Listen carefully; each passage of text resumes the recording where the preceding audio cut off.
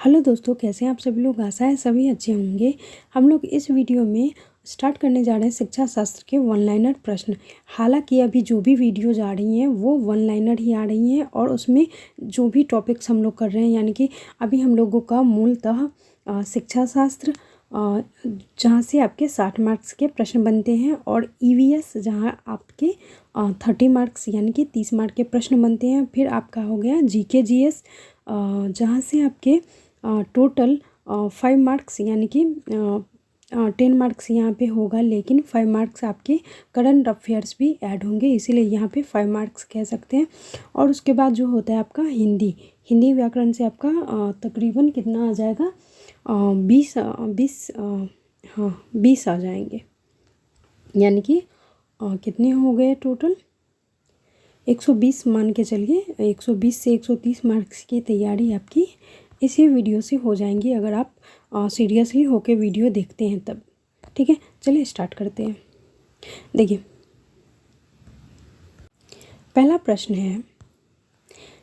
प्रश्न है बालक के व्यक्तित्व के सर्वांगीण विकास के लिए यह आवश्यक है। सर्वांगीण विकास मतलब बच्चे का जो भी चहुमुखी विकास जो होता है, यानी कि शारीरिक विकास, मानसिक विकास और सामाजिक विकास, और जो भी विकास उनसे भावात्मक भाषिक जो भी हैं विकास बच्चे से संबंधित होता है, उन सभी विकासों को सर्वांगीण विकास कहा जाता है। ठीक है, तो उसके लिए क्या आवश्यक है, बालक के व्यक्तित्व का अगर हम सर्वांगीण विकास यानी कि ऑलराउंड विकास करना चाहते हैं बच्चे के पर्सनैलिटी का, तो उसमें क्या ज़रूरी है कि हम बच्चे का व्यवहार को मतलब जाने, यानी कि यही होगा। देखिए इसमें यहाँ पे है ना, बालक के व्यक्तित्व के सर्वांगीण विकास के लिए यह आवश्यक है कि खाली स्थान की जानकारी शिक्षक को हो तो व्यवहार की जानकारी शिक्षक को हो। और दोस्तों इसीलिए हम लोगों का देखिए यहाँ पे चाहे सीटेट का एग्ज़ाम हो या कोई भी आप टीचिंग एग्ज़ाम देने जाते हैं, अगर आप का भी लक्ष्य शिक्षक या शिक्षिका बनना है, सरकारी शिक्षक या शिक्षिका बनना है, तो वहाँ पे हम लोगों को एक पेडागोजी पढ़ना ही पड़ता है। पेडागोजी जो सब्जेक्ट है वो पढ़ना ही पड़ता है, चाहे आप किसी भी फील्ड में, मतलब किसी भी फील्ड नहीं, कोई भी टीचिंग एग्जाम दीजिए, पेडागोजी पढ़ना पड़ता है। और पेडागोजी इसलिए पढ़ना पड़ता है क्योंकि हम लोगों को बच्चे को क्या करना पड़ता है, संभालना पड़ता है। बच्चे को संभालना पड़ता है। एक मान लीजिए एक जो घर रहता है उसमें मान लीजिए 2 बच्चे हैं, तो क्या होता है 2 बच्चे को संभालने के लिए आदमी परेशान रहता है। लेकिन हम लोग जब स्कूल में जाएंगे, जब स्कूल में आप लोग जाइएगा, तो वहाँ पे आपको 100 से 200 300 बच्चे ऐसे रहते हैं, तो कैसे संभाल पाइएगा, है ना। तो इसीलिए पेडागोजी जैसे ही आप पढ़ लेते हैं, सीडीपी जैसे ही पढ़ लेते हैं, तो उसमें क्या बताया गया है कि बच्चों को कैसे, किस हिसाब से, किस सिचुएशन में कैसे उसको आधार मान के कैसे समस्या का निदान करना है। ठीक है, तो इसीलिए ज़रूरी है कि सीडीपी यही आवश्यक, मतलब सीडीपी का मेन पढ़ने का यही आवश्यक है कारण इसमें है कि हम लोग क्या करते हैं, बच्चे के व्यवहार को जान लेते हैं। तो यहाँ पे भी वही कहा गया है कि यदि आप बच्चे के व्यवहार को जान लेते हैं तो उसका सर्वांगीण विकास कर पाते हैं। ठीक है, अगला प्रश्न है हम लोगों का। अगला प्रश्न देखिए, बच्चे फिल्मों में दिखाए गए हिंसात्मक व्यवहार को सीख सकते हैं, यह निष्कर्ष किस मनोवैज्ञानिक द्वारा किए गए कार्य पर आधारित है।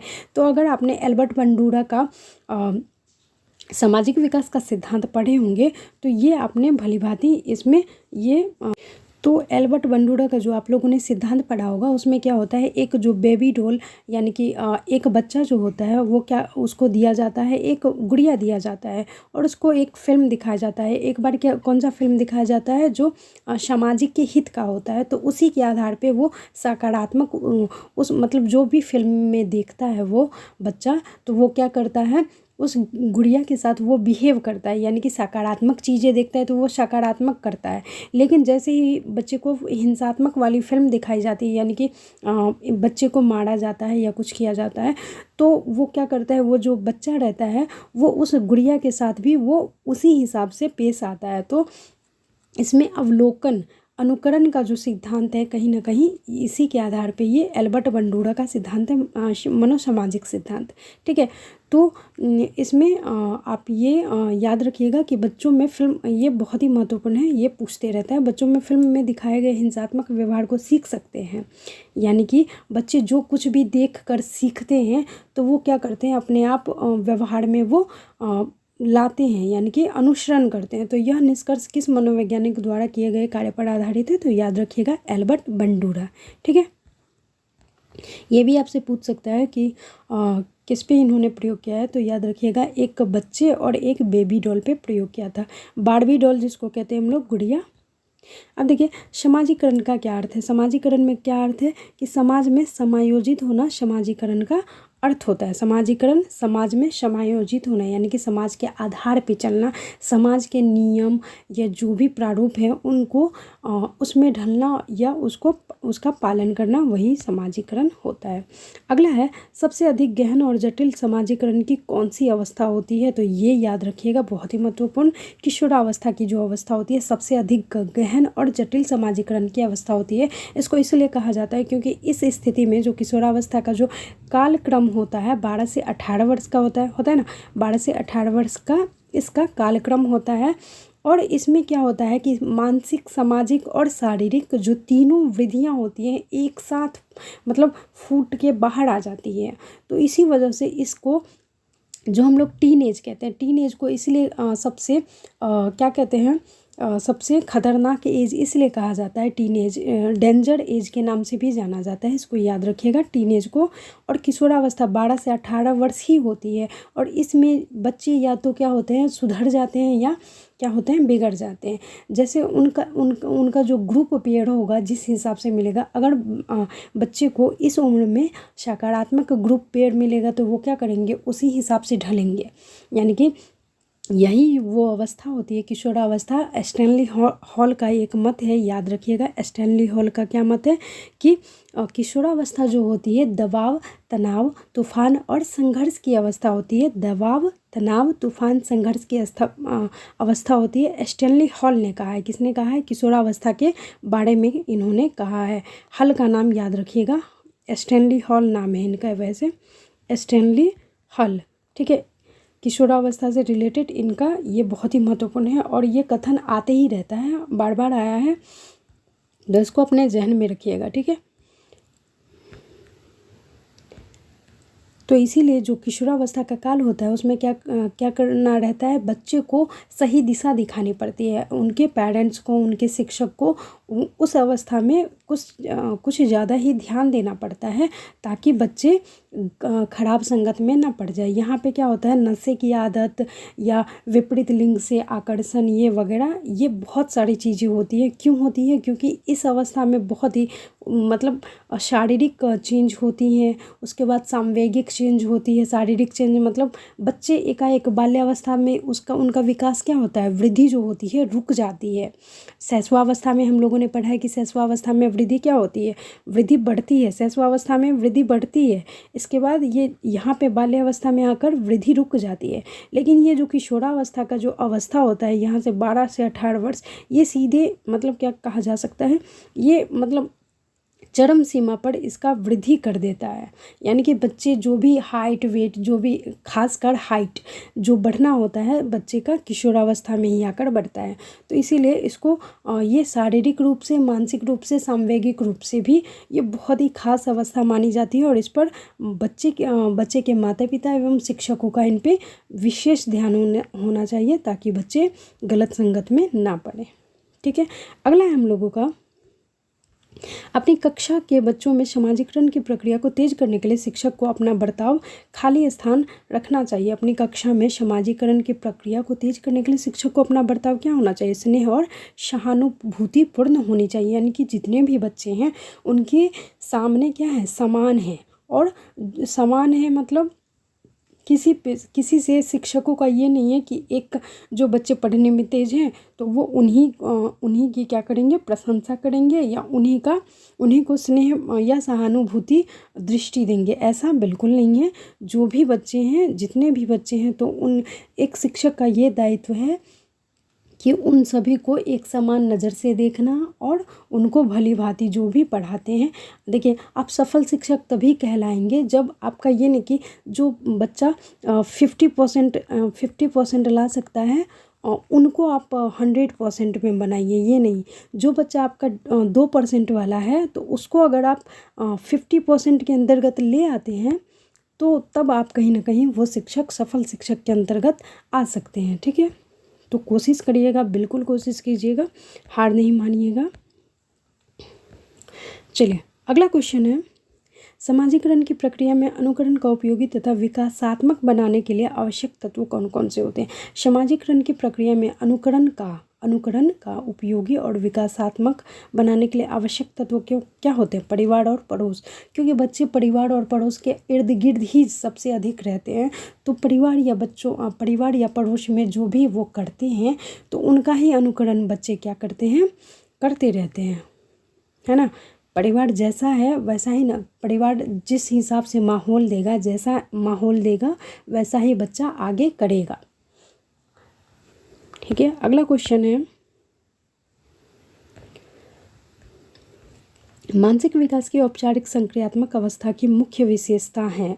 मानसिक विकास की औपचारिक अवस्था जो पियाजे के अनुसार आप लोगों ने पढ़ा होगा, औपचारिक संक्रियात्मक की अवस्था, तो वो जो अवस्था होती है उसमें क्या होती है? अमूर्त चिंतन होने लगते हैं। अमूर्त चिंतन मतलब किसी भी वस्तु के बारे में कल्पना करके उसका समस्या निदान वो कर सकते हैं। ठीक है, अमूर्त मतलब होता है जो प्रत्यक्ष रूप से नहीं है, यानी बिना देखे हुए।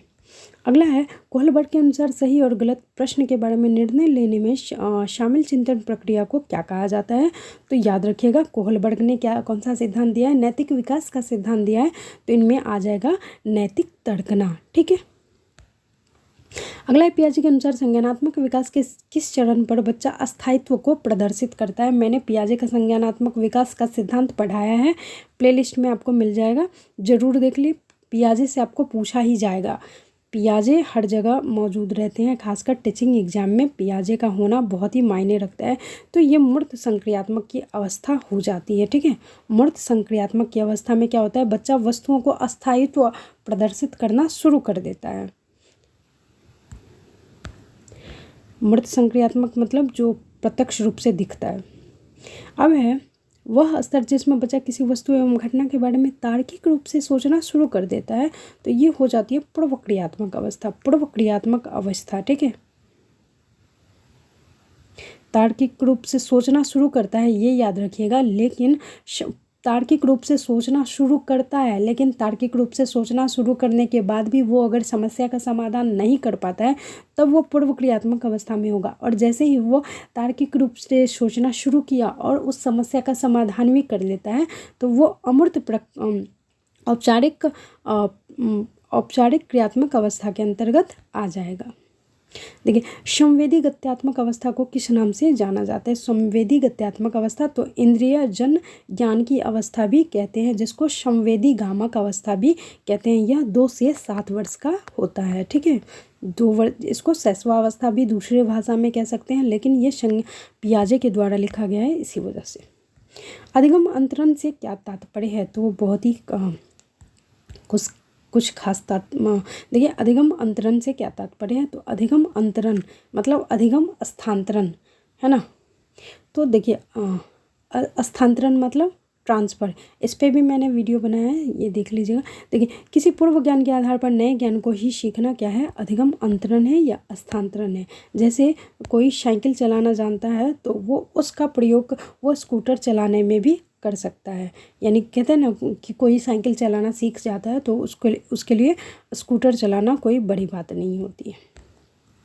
अगला है, अधिगम अंतरण कितने प्रकार का है? तो ये 3 प्रकार के होते हैं, ये आपको मालूम होना चाहिए। धनात्मक अंतरण, शून्य अंतरण और ऋणात्मक अंतरण। नाम से ही स्पष्ट है। देखिए, ये भी धनात्मक अंतरण कितने प्रकार का होता है? तो ये भी 3 प्रकार का होता है। क्षैतिज समांतर, फिर है ऊर्ध्वज जिसको लंबवत भी कहते हैं, फिर है द्विपार्श्विक। अगला है, गणित संबंधी विकार को क्या कहते हैं? बहुत ही महत्वपूर्ण है, इसको याद रख लीजिएगा, दिमाग में पूरा सेट कर लीजिएगा। देखिए, गणित संबंधी विकार है तो डिसकैलकुलिया, नाम से है कैलकुलिया मतलब कैलकुलेटर। कैलकुलेटर का संबंध कौन चीज़ से होता है? गणित से होता है। तो डिसकैलकुलिया क्या हो जाएगा? जिस बच्चे को गणित संबंधी कोई विकार होता है, गणित संबंधी कहने का मतलब गणित बनाने में वो डरते रहता है। भय नहीं कह सकते, विकार मतलब डिजीज, कोई डिजीज जो होता है। ठीक है, तो गणित संबंधी जो भी विकार होता है, नाम याद रख लीजिएगा, गणित संबंधी विकार। तो डिसकैलकुलिया, कैलकुलिया है ना, कैलकुलिया मतलब कैलकुलेटर, और डिस लगा है सिर पर, डिसकैलकुलिया मतलब गणित संबंधी विकार। बहुत ही महत्वपूर्ण। अगला भी बहुत ही महत्वपूर्ण है, पढ़ने संबंधी विकार को क्या कहते हैं, तो डिसलेक्सिया कहते हैं। क्या कहते हैं, डिसलेक्सिया। ये भी बहुत ही महत्वपूर्ण है। एग्जाम जब प्रीवियस ईयर का आप लोग सेट मार रहे हैं तो इसमें आया होगा प्रश्न, ये देख लीजिएगा। पढ़ने संबंधी यानी कि जिन बच्चे को पढ़ने में दिक्कत हो रही है तो उसको क्या कहते हैं, कौन सा विकार, डिसलेक्सिया कहते हैं। ठीक है, लेक्सिया भी कहते हैं, डिसलेक्सिया भी कहते हैं, अधिकतर डिसलेक्सिया आता है। और जिन बच्चे को लिखने संबंधी विकार होता है तो उसको डिसग्राफिया कहते हैं। ठीक है, याद रखिएगा, बहुत ही महत्वपूर्ण है। 3 4 4 बहुत ही महत्वपूर्ण है, ये पूछते रहता है। लिखना, पढ़ना और बोलना, यानी कि ऊपर में था पहले क्या था, गणित संबंधी विकार, फिर पढ़ना संबंधी विकार, फिर लिखना संबंधी विकार।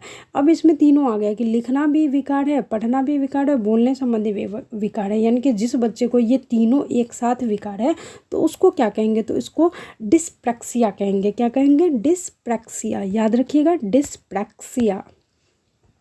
अब है अवधान संबंधी विकार, यानी कि किसी को कॉन्सेप्ट समझ में ही नहीं आ रहा है कोई, तो ADHD। या हालांकि ये प्रश्न अभी तक आया नहीं है लेकिन फिर भी याद रख लीजिएगा। अब देखिए, विशिष्ट बालक कौन होते हैं। विशिष्ट बालक कौन होते हैं, आप लोगों के चैप्टर में बहुत ही महत्वपूर्ण ये चैप्टर है कि विशिष्ट बालक क्या होता है, प्रतिभाशील बालक क्या होता है, सामान्य बालक क्या होता है, मंदबुद्धि बालक क्या होता है। ठीक है, तो विशिष्ट बालक क्या होता है, तो जो बालक जो सामान्य बालकों से हटकर होते हैं, इन्हें एक नया शब्द दिया गया है, विभिन्न योग्यता रखने वाले। ठीक है, विशिष्ट बालक क्या हो जाएंगे कि जो बालक जो सामान्य बालकों से हटकर होते हैं। अब देखिए, सामान्य बालकों से हटकर होते हैं मतलब क्या, ये तो बहुत ज़्यादा प्रतिभाशाली भी हो सकते हैं या बहुत ज़्यादा मंदबुद्धि भी हो सकते हैं। तो यानी कि जो बहुत कम जानते हैं वो भी इसमें आएंगे और जो बहुत अधिक जानते हैं वो भी इसमें आएंगे। ठीक है, तो उन्हें ही विशिष्ट बालक कहते हैं। ठीक, अगला है, बुद्धि के परिणामों के आधार पर सामान्य संभावना वक्र किसने प्रस्तुत किया। बुद्धि के परिणामों के आधार पर सामान्य संभावना वक्र किसने प्रस्तुत किया है, तो टर्मन ने किया है। किसने किया है, टर्मन ने किया है। अगला है, देखिए, बाल केंद्रित शिक्षा से भी आपके प्रश्न आएंगे। देखिए, आपका जो सिलेबस है उसमें मैंने बहुत ही डीपली पढ़ा है, बहुत ही डीपली आपके सिलेबस को पढ़ा है, तब जाके मैंने ये बनाया है। और ये आपको बहुत ही फ़ायदेमंद ये मतलब हो सकता है अगर आप वीडियो देखते हैं तो। ठीक है, तो आशा है सभी वीडियो देखें, जहाँ तक हो शेयर करें, सब्सक्राइब करें। और जिन जिन साथियों का, जैसे मान लीजिए किसी के बहुत सारे साथी ऐसे होते हैं जो जॉब भी करते हैं और दूसरे जैसे CTET वगैरह कर लिए, उसके बाद वो क्या करते हैं, जॉब भी कहीं ना कहीं फील्ड में कर रहे होंगे, तो उनके पास टाइम नहीं बच पाता है कि वो स्टडी कर पाए, डीपली स्टडी कर पाए। तो इसके लिए ये हो सकता है कि उनके लिए बहुत ही फ़ायदेमंद साबित हो सके। तो आपका ये कर्तव्य बनता है कि उनको शेयर करें। ठीक है, किसी का भला हो जाए तो उसमें आपका भी भला तय है। ठीक है, तो शेयर, जहाँ तक हो सके शेयर करें, किसी का भला करें। ठीक है, अगला है, बाल केंद्रित शिक्षा क्या होता है। बाल केंद्रित शिक्षा क्या होता है, तो बाल केंद्रित शिक्षा वह शिक्षा होती है जिसमें शिक्षा का केंद्र बिंदु क्या होता है, बालक होता है। नाम से स्पष्ट है, बाल केंद्रित।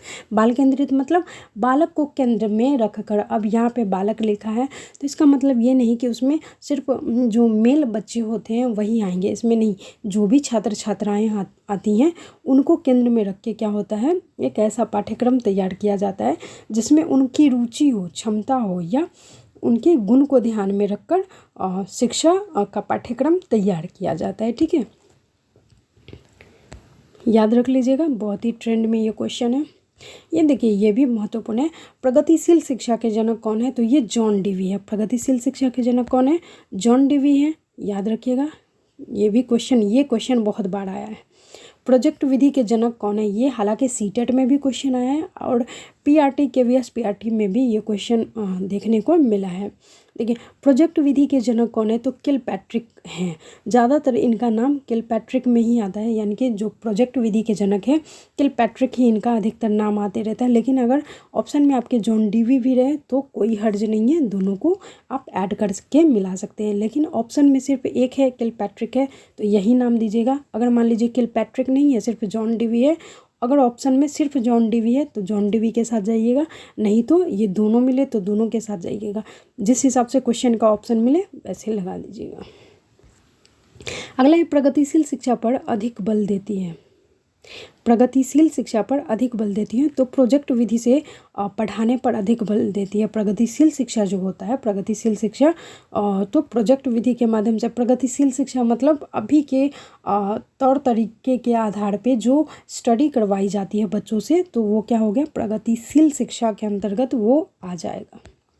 अगला है बालकों के नैतिक विकास के जनक कौन है, तो मैंने ऊपर ही बता दिया है, कोहलबर्ग है। नैतिक विकास का सिद्धांत इन्होंने दिया है। अब नैतिकता क्या है ये सभी पता होगा, ये सभी को।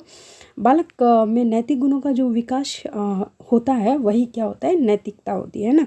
बालक में नैतिक गुणों का विकास ही क्या है, नैतिकता है। जैसे झूठ मत बोलो, बड़ों का आदर करो, दूसरों की आज्ञा का पालन करो, दूसरों की सहायता करो, मिलजुल कर रहो, ये सभी क्या होंगे, नैतिकता होंगे। अगला है कोहलबर्ग ने नैतिक विकास को कितने वर्गों में बांटा है, ये भी शायद मैंने पढ़ा दिया है। इन्होंने देखिए 3 चरणों में बांटा है, फिर से कोई बात नहीं, रिवीजन जितना बार होता है तो वही बहुत बढ़िया रहता है। पूर्व रूढ़िगत नैतिकता का स्तर या पूर्व परंपरागत स्तर भी कहते हैं इसको, 4 से 10 वर्ष का होता है। फिर रूढ़िगत नैतिकता का स्तर जो 10 से 13 वर्ष होता है। फिर उत्तर रूढ़िगत नैतिकता का स्तर 13 से अधिक वर्ष होता है। ठीक है, अब देखिए समीपस्थ विकास का सिद्धांत किसने दिया है, ये बहुत ही महत्वपूर्ण है, याद रखिएगा, वाइगोत्स्की। यहाँ पे तो हो जाएगा, तो हो जाएगा, टो नहीं होगा। ठीक है, वाइगोत्स्की, बो लिखा गया है वो होगा, सॉरी, वाइगोत्स्की। क्या हो जाएगा, वाइगोत्स्की। बहुत ही महत्वपूर्ण है ये समीपस्थ विकास का सिद्धांत। इनका देखिए समीपस्थ विकास का सिद्धांत किसने दिया है, तो सीधे याद रख लीजिएगा, वाइगोत्स्की। और इन देखिए इस सिद्धांत को जेडपीडी के नाम से भी जाना जाता है। जेडपीडी का फुल फॉर्म अगर पता हो तो कमेंट करिएगा, वैसे मैं अभी बता दे रही हूँ। Zone of proximal development. क्या है, जोन नहीं है, जोन ऑफ प्रॉक्सिमल डेवलपमेंट। यहाँ पे थोड़ा स्पेस थोड़ा सा कम है इसीलिए नहीं लिख पा रही हूँ। जोन ऑफ प्रॉक्सिमल डेवलपमेंट, इसको समीपस्थ विकास का सिद्धांत भी कहते हैं और जेडपीडी भी कहते हैं। जोन ऑफ प्रॉक्सिमल डेवलपमेंट और सामाजिक विकास का सिद्धांत भी कहते हैं, याद रखिएगा। किसने दिया है, वाइगोत्स्की ने दिया है। देखिए वाइगोत्स्की कहाँ के निवासी थे, तो ये रूस के निवासी थे, इसको याद रखिएगा। हालांकि बहुत सारे ऐसे मनोवैज्ञानिक हैं जिनके क्या पूछे जाएंगे, आपका निवास स्थान भी वहाँ से पूछा जाता है, तो ये नहीं कि आप भूल जाइए। तो वाइगोत्स्की का जो वाइगोत्स्की का जो निवास स्थान है वो कहाँ है, रूस है। ठीक है, रूस है। इवान पैवलोव का भी रूस है। जो पैवलोव जो क्रिया प्रसूत अनुबंधन का सिद्धांत दिए हैं, पैवलोव जो कुत्ते पे प्रयोग किए थे, मैंने बनाया उस पर भी वीडियो, जाके देख सकते हैं। ठीक है, तो वो भी रूस के थे। थॉर्नडाइक कहाँ के थे, हो सके तो कमेंट करिएगा, वैसे मैं बता दे रही हूँ अमेरिका के ही थे। देखिए अंधों की लिपि के जनक कौन है, जो अंधे बच्चे होते हैं उनको पढ़ाने के लिए एक लिपि का प्रयोग किया जाता है, उसको क्या कहते हैं, ब्रेल लिपि कहा जाता है ना। तो जो ब्रेल लिपि है, ये यहाँ पे देखिए प्रश्न कैसे पूछा है कि अंधों की लिपि के जनक कौन है। यहाँ पे ऐसे भी प्रश्न पूछ सकता है कि अंधों की लिपि को पढ़ाने वाला विधि कौन सा है, तो वो होता है ब्रेल लिपि। ठीक है, और इसके जनक कौन है, यानी कि ब्रेल लिपि को बनाने वाले कौन है, तो ये है लुई ब्रेल। कौन है, लुई ब्रेल। ये स्वयं भी अंधे थे, इसीलिए इन्होंने एक ऐसा विधि तैयार किया जिससे अंधों की मतलब जो बच्चे आँख से मतलब दिव्यांग है तो वो क्या कर सके, वो पढ़ सके। और इन्होंने 6 तरह की ऐसी चीज़ें उकेरी, आकृति उकेरी, जिससे वो बच्चे मतलब टच करके पढ़ाई कर सके। तो ब्रेल लिपि के द्वारा इनकी पढ़ाई होती है, जो बच्चे आँखों से दिव्यांग होते हैं। अब LKG UKG पद्धति के जनक कौन है, तो ये फ्रोबेल है। LKG UKG पद्धति के जनक कौन है, फ्रोबेल है। नर्सरी पद्धति के जनक कौन है, ये भी बहुत बार पूछा गया, मारिया मोंटेसरी। ये देखिए ये कोई आपके एग्जाम में मिले ना मिले, ये थॉर्नडाइक भाई साहब मिलेंगे ही मिलेंगे, पियाजे और थॉर्नडाइक मिलेंगे ही 100%। ये नहीं कि नहीं मिलेंगे, ना मिले तो हमें बताइएगा, ये मिलेंगे ही, थॉर्नडाइक और पियाजे। भूल एवं प्रयत्न सिद्धांत किसने दिया है, तो याद रखिएगा थॉर्नडाइक महोदय ने दिया है। थॉर्नडाइक यही अमेरिका के निवासी हैं और ये एजुकेशन शिक्षा मनोविज्ञान का इन्होंने एक बुक लिखा है, इसी में इन्होंने क्या दिया है, अधिगम के सिद्धांत दिए हैं। और अधिगम के जो 3 नियम हैं इन्होंने बताए हैं। कौन सा नियम बताया है, तत्परता, अभ्यास और क्या, प्रभाव का नियम बताया है। 3 नियम बताया, बहुत ही फेमस है। और इसमें इन्होंने ही भूल एवं प्रयत्न का सिद्धांत दिया है, जो इन्होंने बिल्ली पे किया है। ठीक है, अगला है अनुकूलित अनुक्रिया या क्लासिकी अनुबंधन सिद्धांत किसने दिया है? तो ये आ गए फिर से पैवलव, जो हम बताए थे अभी जस्ट बताएं कि क्रिया प्रसूत अनुबंधन का सिद्धांत किसने दिया है? तो पैवलव ने दिया है। इसी को अनुकूलित अनुक्रिया या क्लासिकी अनुबंधन सिद्धांत भी कहा जाता है। अच्छा सॉरी, गलती से मिस्टेक कह सकते हैं, अनुकूलित। अच्छा, क्रिया प्रसूत अनुबंध सिद्धांत स्किनर ने दिया है, ठीक है। ये हाँ, ये बिल्ली पे ही इन्होंने प्रयोग किया है। और ये जो भाई साहब हैं अनुकूलित अनुक्रिया, हाँ ये क्लासिकल, माफ़ी चाहेंगे, ये क्लासिकल अनुबंधन का सिद्धांत जिसको क्लासिकल कंडीशनिंग थ्योरी के नाम से भी प्रसिद्ध है, तो इवान पैवलव ने ये दिया है, जो कि आप रूस के थे, ठीक है। और क्रिया प्रसूत अनुबंधन का जो सिद्धांत है जो बिल्ली पे इन्होंने किया है, तो वो स्किनर ने दिया है, ठीक है। थोड़ी सी मिस्टेक हो गई, पैवलव ने कुत्ते पे प्रयोग किया है, ठीक है, याद रखिएगा कि पैवलव ने कुत्ते पे प्रयोग किया है और इन्होंने क्लासिकल थ्योरी दी है, क्लासिकल कंडीशनिंग थ्योरी दी है, और इन्होंने क्रिया प्रसूत अनुबंधन का सिद्धांत दिया है। इसमें इन्होंने स्किनर ने क्या बताया, रीइंफोर्समेंट यानी पुनर्बलन आरआई जिसको कहते हैं रीइंफोर्समेंट, ठीक है। यानी कि बिल्ली जो है, बिल्ली पे इन्होंने प्रयोग किया है और पुनर्बलन पर इन्होंने अत्यधिक बल दिया है, ठीक है। तो ये याद रख लीजिएगा। ये भी प्रश्न आते रहता है कि पुनर्बलन पे बल किसने दिया है? तो स्किनर ने दिया है। लेकिन अगर ये पूछे कि पुनर्बलन का सिद्धांत किसने दिया है, तो क्लार्क हॉल ने दिया है, ठीक है, याद रखिएगा। अगला प्रश्न है, जीन पियाजे किस विचार के समर्थक थे? तो जीन पियाजे संज्ञानात्मक विकास का इन्होंने सिद्धांत दिया है और इन्होंने 4 अवस्थाएं बताई हैं, पता ही होगा ये आप लोगों को। संवेदीगामक अवस्था, मूर्त संक्रियात्मक अवस्था, अमूर्त संक्रियात्मक अवस्था, पूर्व संक्रियात्मक अवस्था। अब है जीन पियाजे किस देश के निवासी थे? तो ये जीन पियाजे हैं स्विट्जरलैंड के निवासी थे, जिन्होंने संज्ञानात्मक विकास का सिद्धांत दिया। जीन पियाजे ने अपने प्रयोग किस पर किए हैं? तो इन्होंने अपने 2 प्रयोग इन्होंने जो प्रयोग किए हैं, ये देखिए, ये याद रखिएगा, ये भी प्रश्न आता है कि कौन से ऐसे मनोवैज्ञानिक हैं जिन्होंने अपने बच्चे पे ही प्रयोग किया है, ठीक है। तो इन्होंने अपने बच्चे पर जो प्रयोग किया है, ये इनके ही अपने पुत्र एवं पुत्री थे जिन्होंने अपने बच्चे पर प्रयोग किया। वह कौन मनोवैज्ञानिक है जो पहले जीव विज्ञान के प्रोफेसर थे, बाद में मनोविज्ञान के प्रोफेसर बन गए? तो यही थे जीन पियाजे, जो संज्ञानात्मक विकास का सिद्धांत दिए हैं। देखिए, ये भी ये मैंने स्टार्टिंग से प्रश्न ये उठा लिया है आपका, स्टार्टिंग से इसलिए मैंने उठा दिया कि क्योंकि यहाँ से भी ना आपके प्रश्न छूट जाए, ठीक है। तो 17वीं शताब्दी में जो मनोविज्ञान था उसको किस मनोविज्ञान के नाम से जाना जाता था? तो उसको जाना जाता था मन या मस्तिष्क के विज्ञान से। पहले जो मनोविज्ञान का जैसे मनोविज्ञान है ना, तो कौन से वर्ड से बना है, तो वो सब हालांकि शायद इसमें आ सकता है। तो देखिए, साइक प्लस लोगस से बना है, इसको ये भी याद रख लीजिएगा, थोड़ा मैं अभी बता दे रही हूँ। साइक प्लस लोगस से बना है क्या? मनोविज्ञान को अंग्रेजी में क्या कहते हैं? साइकोलॉजी कहते हैं। और साइकोलॉजी 2 वर्ड से बना है, साइक प्लस लोगस से बना है, ठीक है। ये ग्रीक भाषा का शब्द है, ये भी याद रखिएगा। कहाँ का शब्द है? ग्रीक का शब्द है, ठीक है, ग्रीक भाषा का शब्द है। और ये साइकोलॉगस से बना है और इसको पहले आत्मा का विज्ञान कहा जाता था, ठीक है।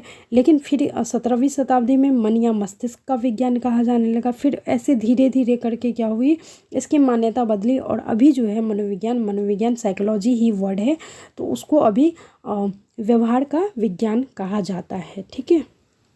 अगला क्वेश्चन है, मनोविज्ञान को मन या मस्तिष्क का विज्ञान किसने कहा? तो ये थे पोम्पोनोजी। किसने कहा? पोम्पोनोजी ने 17वीं शताब्दी में।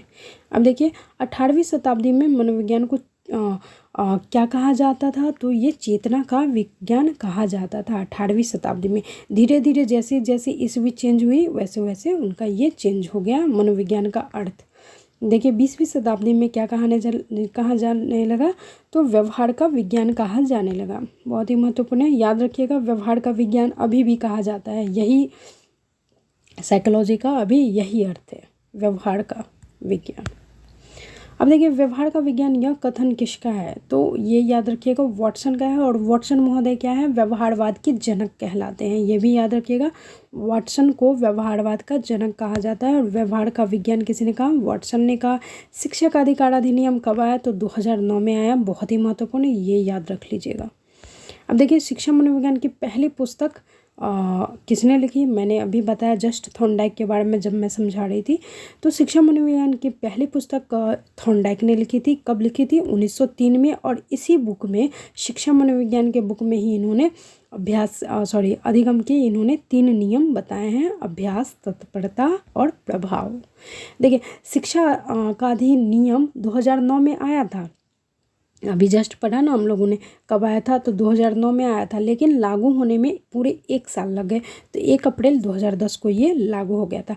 जैसे 2020 में जो नेप आया है, नेप 2020 है ना, नेप 2020 जो आया है तो 2020 में ही आया है, लेकिन लागू अभी तक हुआ है ज़मीनी स्तर पे, अभी भी लागू नहीं हुआ है। लेकिन कहने को 2022 में वो क्या कहा जा रहा है, 2023 में, कि अब लागू हो गया है, लेकिन हुआ 1% भी नहीं है।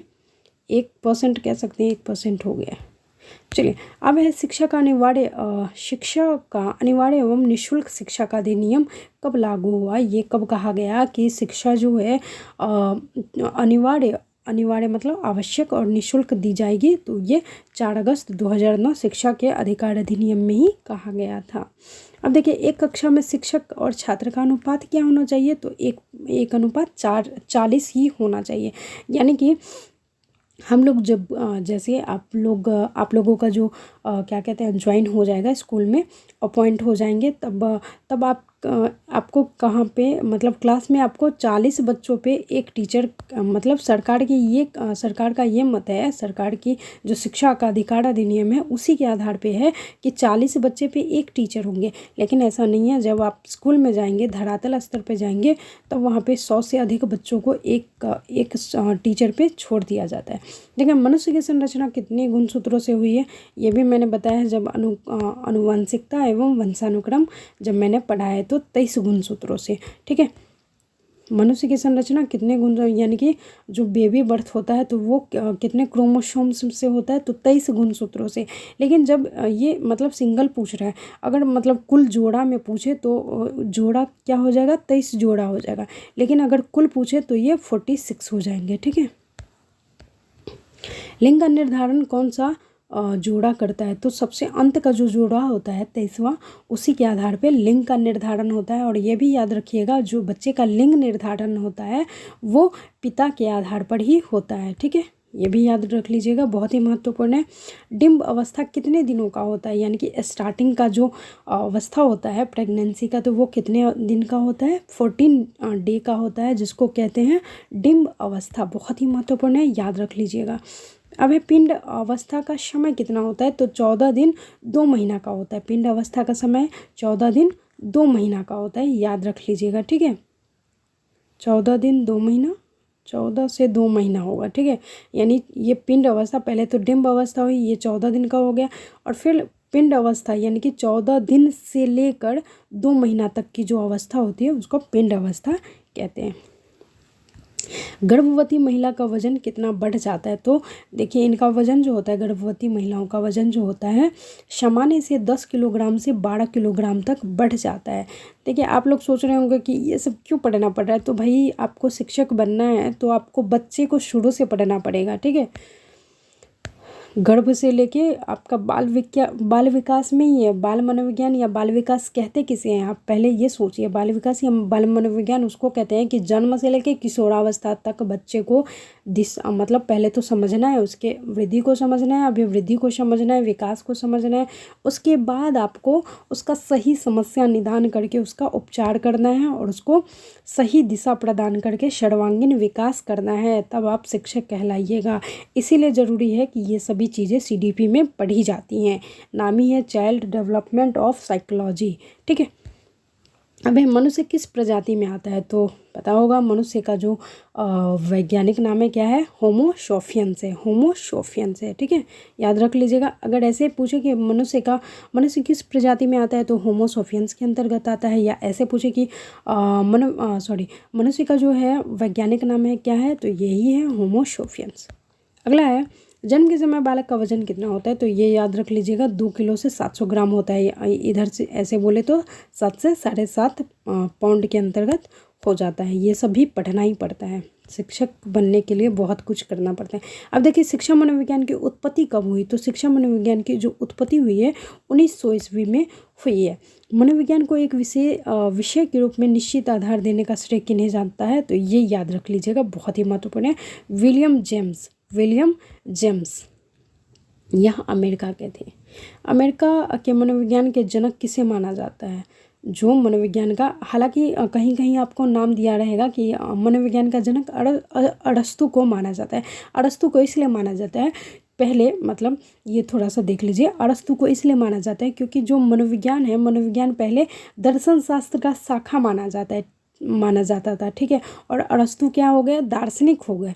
तो मनोविज्ञान को हटाया गया दर्शन शास्त्र से, दर्शन शास्त्र को अलग जब फिलॉसफी को किया गया, साइकोलॉजी अलग हुआ, फिलॉसफी अलग हुआ। पहले फिलॉसफी को ही मनोविज्ञान के अंतर्गत रखा जाता था, लेकिन ऐसा हटा दिया गया।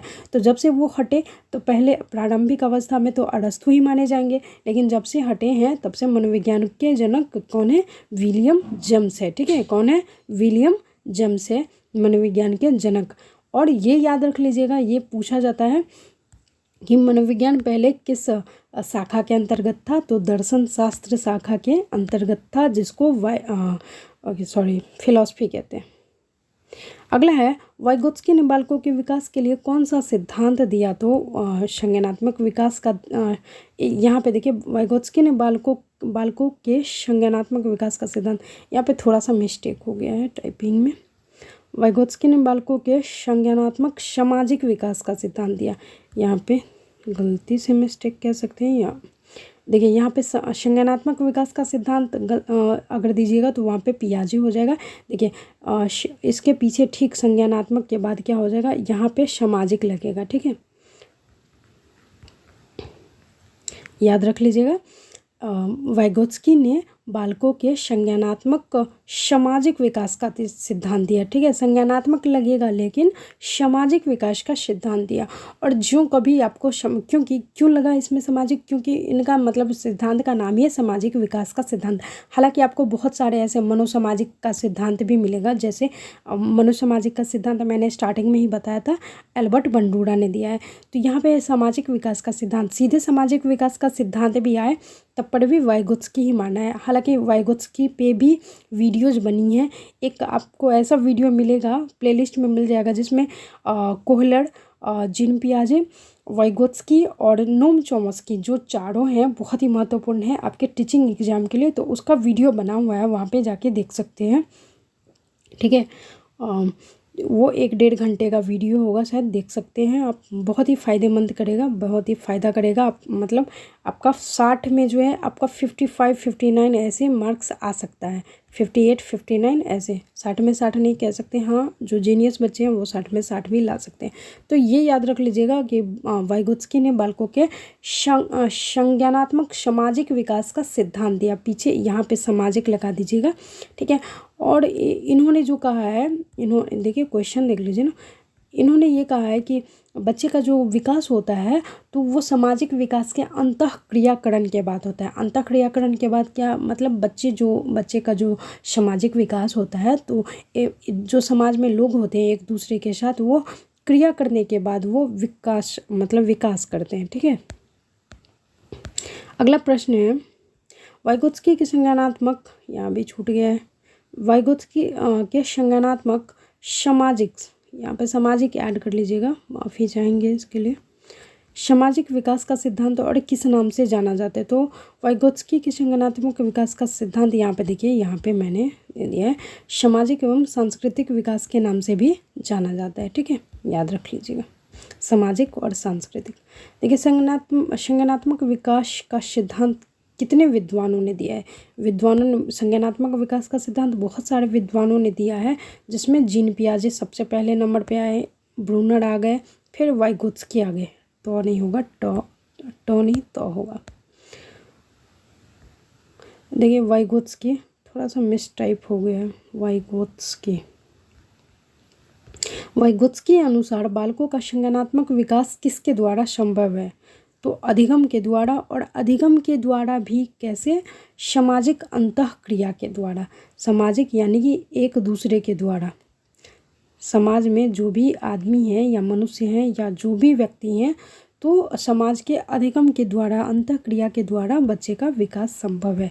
बालक का सामाजिकरण कब प्रारंभ होता है? तो शैशवावस्था से ही बालक का सामाजिकरण प्रारंभ होता है। जब वह जन्म लेता है और जन्म के बाद वो परिवार में जैसे ही जाता है तो क्या होता है, बच्चे का सामाजिकरण स्टार्ट हो जाता है, प्रारंभ हो जाता है। अब देखिए, सामाजिकरण में बालक का सबसे पहले किसको पहचानता है? तो वो अपनी माँ को ही पहचानता है, क्योंकि बच्चा सबसे पहले अपनी माँ के पास ही आता है। अब बालक का सामाजिकरण कब पूर्ण हो जाता है? तो किशोरावस्था में क्या होता है, पूर्ण हो जाता है, क्योंकि ये होती है, ये जो अवस्था होती है सब कुछ से अवगत करा देता है। बालक के गिरोह की अवस्था कौन सी होती है? तो बाल्य अवस्था होती है, जिसको बालक अवस्था भी कहते हैं। बाल्यक अवस्था यहाँ पे हो गया बाल्य अवस्था। बालक अवस्था जो 6 से 12 वर्ष का होता है, याद रखिएगा, 6 से 12 वर्ष। बालक में नकारात्मक सोच कौन सी अवस्था में उत्पन्न हो जाती है? तो मैंने बताया ना ऊपर, किशोरावस्था में बालक में बहुत सारे नकारात्मक चीज़ें आने लगती हैं, इसीलिए इस पर विशेष ध्यान देना चाहिए। सामाजिक अधिगम का सिद्धांत किसने दिया है? तो सामाजिक अधिगम का सिद्धांत वंडूरा और वाल्टर दोनों ने दिया है। वंडूरा और वाल्टर ने, बहुत सारे लोगों ने, जिसमें देखिए सामाजिक अधिगम का सिद्धांत, बहुत सारे ऐसे वर्ड मिलेंगे लेकिन आपको थोड़ा सा डिफरेंट करना है। ऊपर में क्या था, सामाजिक संज्ञानात्मक विकास का सिद्धांत या सामाजिक सांस्कृतिक विकास का सिद्धांत, एक है मनोसामाजिक विकास का सिद्धांत। तो बहुत सारे ऐसे लोग मिलेंगे जो आपको कन्फ्यूज करेंगे, लेकिन कन्फ्यूज नहीं होना है, क्लैरिटी रखनी है कॉन्सेप्ट में। यहाँ पे सामाजिक अधिगम का सिद्धांत किसने दिया? तो याद रखिएगा, बंडूरा और वॉल्टर ने। ये बंडूरा वो नहीं है, बंडूरा वो एल्बर्ट बंडूरा नहीं है, बंडूरा और वॉल्टर कोई और है।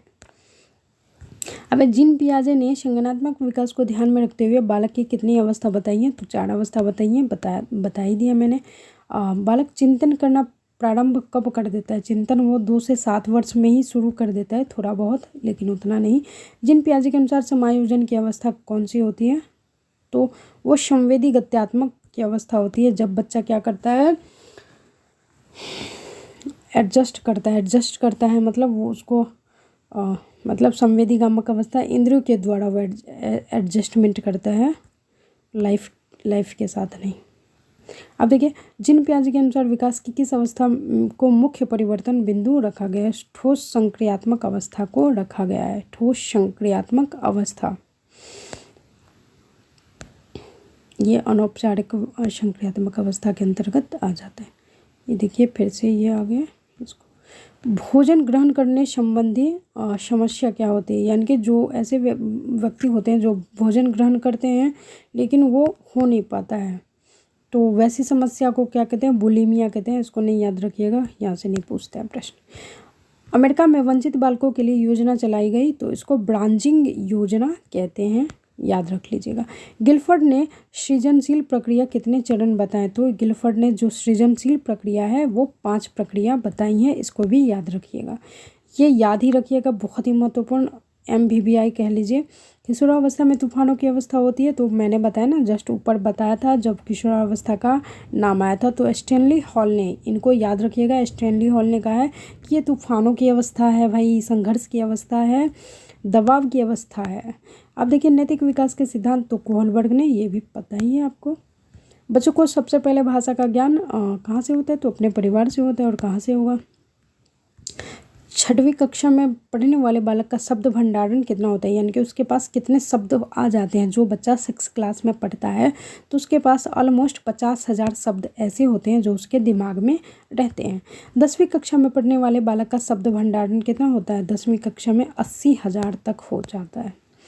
लड़का और लड़कियों में किसका शब्द भंडारण अधिक होता है? तो ये याद रखिएगा, लड़कियों का जो होता है शब्द भंडारण अधिक होता है, क्योंकि लड़कियां क्या होती हैं, सब कुछ में स्टार्टिंग से ही मैच्योर होती हैं। उनके साथ ऐसी स्थिति आती है कि उनमें मैच्योरिटी अपने आप आ जाती है, तो वो सब कुछ में आगे रहती है।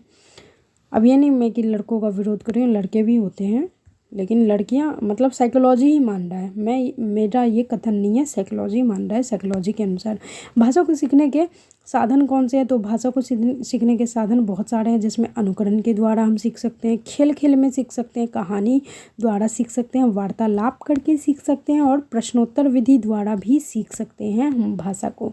लड़के संकेतों द्वारा बात करना किस उम्र में सीख जाती है, तो 6 वर्ष में ही वो सीख जाती है। भाषा के विकास को प्रभावित करने वाले कारक कौन से हैं, भाषा के विकास को प्रभावित करने वाले कारक कौन से हैं, तो ये हैं लिंग, बुद्धि, स्वास्थ्य, जनसंचार का माध्यम, एक से कहाँ चला गया, समूह का प्रभाव, सामाजिक आर्थिक स्थिति, पारिवारिक संबंध, विद्यालय, इन सभी चीज़ों से क्या होता है कि भाषा को प्रभावित किया जा सकता है। आस पड़ोस के वातावरण भी प्रभावित करते हैं। मनुष्य और पशु मनुष्य और पशु में मुख्य अंतर क्या होता है, तो बुद्धि का या भाषा का ही होता है, क्योंकि मनुष्य और पशु में अंतर भाषा और बुद्धि और भाषा का होगा, दोनों का होगा। बुद्धि को सबसे पहले किसने परिभाषित किया, तो ये बुद्धि को सबसे पहले परिभाषित करने वाले यूनान के दार्शनिक थे। अब कौन थे यहाँ पे जानिए। सबसे पहले बुद्धि को किसने समझाया, अल्फ्रेड बीने ने। बहुत ही महत्वपूर्ण है, ये याद रख लीजिएगा, 1904। जिसमें मैं VVI बोल रही हूँ तो मतलब VVI है, हर हाल में है। इससे भावना कौन सी अवस्था में पैदा हो जाती है, तो ये देखिए बाल्य अवस्था में ही उत्पन्न हो जाती है। और इसमें ये याद रखिएगा कि लड़कियों में ही बाल्य अवस्था में सबसे अधिक ईर्ष्या भावना उत्पन्न होती है लड़कों के तुलना में। वो सबसे मतलब सब कुछ में आगे रहती है, तो इसमें भी ये आगे ही रहती है। ठीक है, साइकोलॉजी के आधार पे मैं बता रही हूँ, अपना एक्सपीरियंस नहीं बता रही हूँ।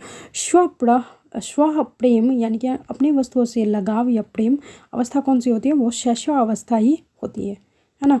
यदि मान लीजिए 2 से 5 वर्ष के बच्चों या जन्म से 2 वर्ष के बच्चे के हाथ से खिलौना छीन लीजिए, वो कैसे रोने लगेगा, यानी कि उसको उस समय अपना सामान बहुत ही प्यारा रहता है। सामाजिक नापने की विधि स्केल कौन सी होती है सामाजिकता मापने की, तो उसको कहते हैं सोशियोमेट्री, जिसको समाज मिति कहते हैं, याद रख लीजिएगा। यही है ना, सोशियोमेट्री स्केल का निर्माण किसने किया, तो डॉक्टर एडलर ने कहा है। एडलर, ये देखिए डॉक्टर एडलर ने कहा है। डॉक्टर एडलर ने कितनी प्रक्रियाओं के आधार पर सामाजिक परिपक्वता को मापा है, तो वो है 117 सामाजिक क्रियाएं इन्होंने बताई हैं जो जन्म से किशोरावस्था तक होती है। ठीक है, याद रख लीजिएगा। बालक मानव ध्वनि एवं अन्य ध्वनि में अंतर करना कब सीख जाता है, तो 1 माह में ही वो समझ जाता है कि मनुष्य की ध्वनि है या किसी और की ध्वनि है, और खासकर अपने माँ की ध्वनि या अपने परिवार की ध्वनि में वो अंतर पहचानने लगता है। तभी वो अपने और दूसरे पराये लोगों का वो क्या जब गोद में लेते हैं तो वो रोने लगता है। अंतर्मुखी एवं बहिर्मुखी में सामाजिक विकास किसका अधिक होता है, तो बहिर्मुखी प्रतिभा के जो व्यक्ति होते हैं तो उनका ही अधिक विकास होता है। बहिर्मुखी कहने का मतलब ये है कि ऐसे बच्चे जो समाज को लेके चलते हैं। समाज को लेके चलने का मतलब ये है कि ये नहीं कि अपना ही भला सोचते हैं, यानी वो घुलते मिलते हैं, यानी एक दूसरे से मिलते जुलते हैं, एक दूसरे से बात व्यवहार करते हैं, अपने साथ साथ दूसरे का भी भला करते हैं, और वो मतलब हमेशा वो नई नई चीज़ों को करने का सोचते रहते हैं, तो वो हो गया बहिर्मुखी। अंतर्मुखी वो एकदम चुपचाप रहता है, अपने में ही मग्न, अपने ही ख्यालों में खोए हुए, तो उसका विकास अधिक नहीं हो पाता है। इसीलिए आपको भी ज़रूरी है बहिर्मुखी होना, तभी आप विकसित हो पाएंगे अच्छे से। एरिक्सन ने अपने मनोसामाजिक सिद्धांत में जीवन काल को कितने अवस्था में बांटा है, देखिए अब ये भी एक एरिक्सन आ गए, मनोसामाजिक सिद्धांत इसने भी दिया है, तो ये 8 अवस्था दी है इन्होंने। पढ़ लीजिएगा अच्छे से कि आपको कॉन्सेप्ट में मतलब क्लैरिटी हो, एकदम साफ सुथरा से अच्छे से समझ लीजिएगा कॉन्सेप्ट कि किसने कौन सा सिद्धांत दिया है। विश्व में पहली बार मनोविज्ञान की प्रयोगशाला किसने और कब स्थापित की, ये भी बहुत ही महत्वपूर्ण है, इसको याद रख लीजिएगा। 1879 में जर्मनी में विलियम वुंट द्वारा। ठीक है, अब है सामाजिक विघटन की क्रियाएं किससे कहते हैं, तो तनाव, झगड़ा, लड़ाई, संघर्ष आदि को कहते हैं सामाजिक विघटन की क्रियाएं। तो ये दोस्तों कुछ थी पेडागोजी के, ये 100 प्रश्न थे, और ये तकरीबन 50 मिनट का वीडियो बन गया है। आशा है सभी को ये पसंद आए और आपके लिए बहुत ही फ़ायदेमंद साबित हो। देखिए क्वालिटी पे, क्वांटिटी पे नहीं जाइए, क्वालिटी पे जाइए, ठीक है। क्योंकि बहुत सारे ऐसे वीडियोज़ पड़े होते हैं, मतलब बहुत सारे ऐसे यूट्यूबर के आप लोग वीडियो देखते होंगे जिसमें मतलब उनका ठीक है, ऊपर से वो बाहरी आवरण में कुछ दिखाए रहते हैं और अंदर में मिलता है कुछ। तो वैसे भटकना नहीं है। अगर आप यूट्यूब के सहारे से पढ़ते भी हैं तो आपको क्या करना है, 1 से 2 ऐसे चैनल्स को आप मतलब लीजिए जो आपको सही में जो मतलब बोलते हैं उतना करते भी हैं, तो उन्हीं का मैं सजेशन देना चाहूँगी। लेकिन दिखावे पे मत जाइए, दिखावे पे जाइएगा फिर कहीं के नहीं रह पाइएगा, क्योंकि सभी मतलब वादे करते हैं लेकिन निभाते कोई नहीं है, ठीक है। तो आपको जो सही लगे वही करिए, क्योंकि आप उस एज में आ गए हैं कि आप में मैच्योरिटी भर भर के आ रही है कि कौन सा सही है कौन सा गलत है। तो क्वांटिटी और क्वालिटी की बात हो तो हमेशा क्वालिटी पे जाइए, क्वांटिटी पे नहीं, ठीक है। चलिए मिलते हैं अगले वीडियो में, तब तक के लिए स्वस्थ रहिए, मस्त रहिए। जय हिंद, जय भारत। पढ़ते रहिए, मुस्कुराते रहिए और अपने परिवार का नाम रोशन करते रहिए। चलिए मिलते हैं अगले वीडियो में, तब तक के लिए धन्यवाद।